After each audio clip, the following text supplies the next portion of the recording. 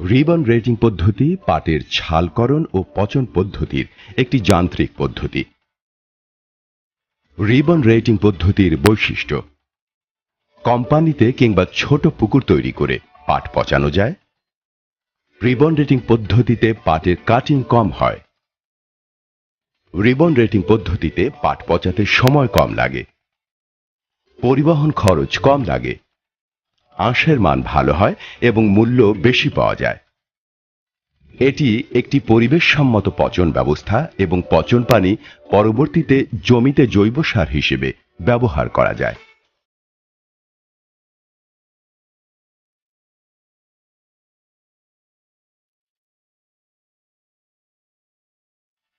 Ribbon rating পদ্ধতিতে পাট পচাতে প্রথমেই 105 থেকে 110 দিন বয়সের পাট কেটে পাতা ছাড়িয়ে নিতে হবে।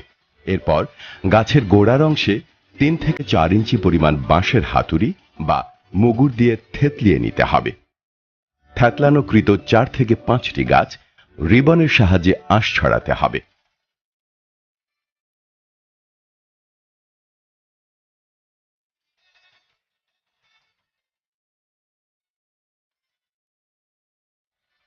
এভাবে প্রতি বিঘা জমির পাট থেকে 300 কেজি আঁশ সংগ্রহ করা যায়।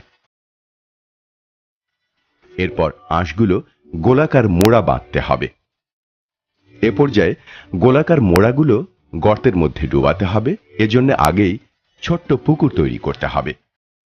প্রতি বিঘা জমির পাটের আঁশ পচানোর জন্য ছোট পুকুরের পরিমাপ হল লম্বা 10 থেকে 12 ফুট, চওড়া 6 থেকে 8 ফুট, গভীরতা 2 ফুট। পলিথিন দিয়ে গর্তের তলা ও কিনারা ঢেকে দিতে হবে যাতে পানি সরে যেতে না পারে। মোড়াগুলো কচুরিপানা কিংবা চট দিয়ে ঢাকতে হবে এবং পচন প্রক্রিয়া তাড়াতাড়ি করার জন্য প্রতি 1000 কেজি আঁশের জন্য 1 কেজি ইউরিয়া সার ছিটাতে হবে। 7 থেকে 8 দিন পর পচন শেষে আঁশগুলো তুলে পরিষ্কার পানিতে ধুয়ে রোদে শুকাতে হবে।